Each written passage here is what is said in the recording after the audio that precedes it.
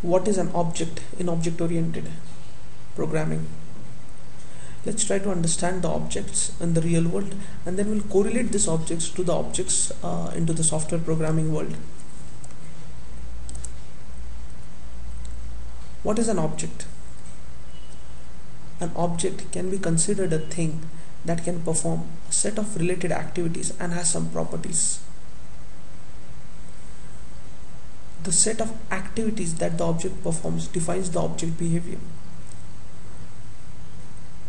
So the two most important things an object can have is, one is set of related activities and second is properties. So let's consider a real world object, mobile. In mobile, let's consider any mobile. We have different properties for mobile. Example, let's take a mobile of company Nokia. Okay, so the company is Nokia, the color of the mobile is black, and the name of the mobile is E72. So these are the properties which that mobile is having. With these properties we can identify the mobile. But what are the activities that mobile can perform? The related activities which a mobile can perform is, you can start a call, it can end a call, you can write an SMS with your mobile, you can read SMS with your mobile. So these are the properties and these are the related activities.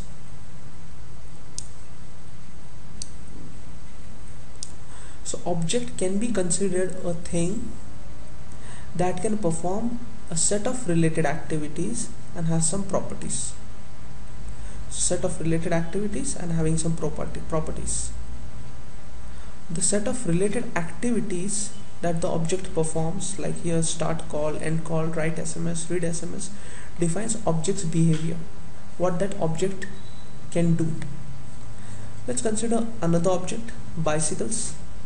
The properties of bicycles are, let's say we have a bicycle which is having gears. So what is the current gear of the bicycle? What is the current speed of the bicycle? You are driving the bicycle at 10 kilometers per hour, 20 kilometers per hour. And the related activities. The activities of a bicycle can be, you can change the gears on the bicycle, you can apply brakes, so the current speed of the bicycle will reduce. So again, if you see, bicycles is also having properties and related activities.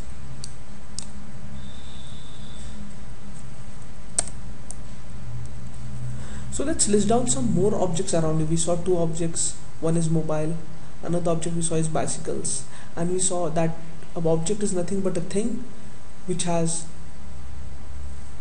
properties and a set of related activities. So let's down some more objects around you. Example, you have a desktop radio, you have a desktop lamp, everybody is having a fridge at his home, you have a car, microwave, washing machine, television set. Everything around you is one object, and what that object has, it has some properties. These objects have properties. So try to think, what properties can this object have, what activities can this object perform. Try to focus on these two things. So example, a desktop lamp may have two possible properties, on and off, and two possible activities, turn off and turn on. Desktop radio might have additional properties like on, off, current volume, current station, and activities. You can turn on the radio, you can turn off the radio, increase the volume, decrease volume, you can scan for a particular station, you can tune your desktop radio. So these are different kind of objects in the real world, but if you see, all the objects has two things, properties and activities. So now let's correlate our understanding of the real world objects with the objects in the software programming world.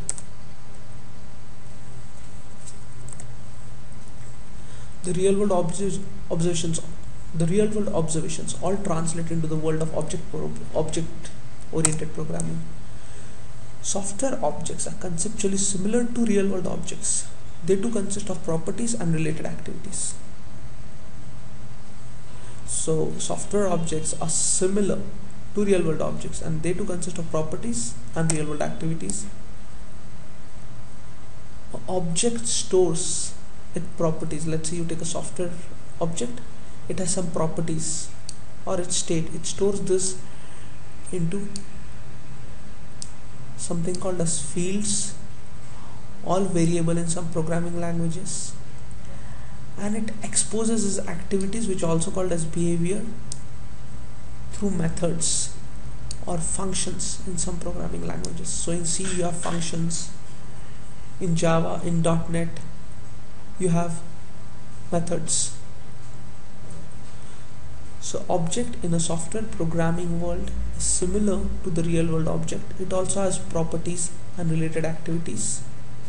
The properties are stored in fields, and the activities and behavior is exposed through something called as methods or function.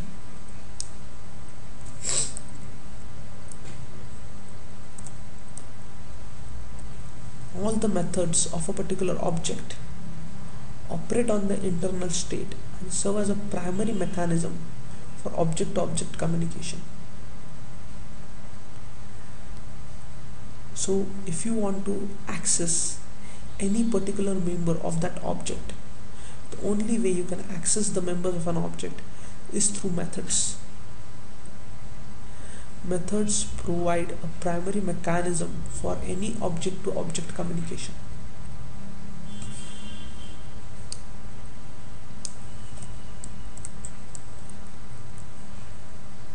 Let's say you consider an object called as TV. Whenever you switch on a TV or a television set, it switches on. You don't know what happens internally when you press a switch or you press a button on the remote control. The concept of hiding everything internal to the object is called as data encapsulation. So let's try to understand let's read the proper definition of data encapsulation. Hiding internal state and requiring all the interaction to be performed through an object's method is known as data encapsulation, a fundamental principle of object-oriented programming. So welcome to the world of object-oriented programming.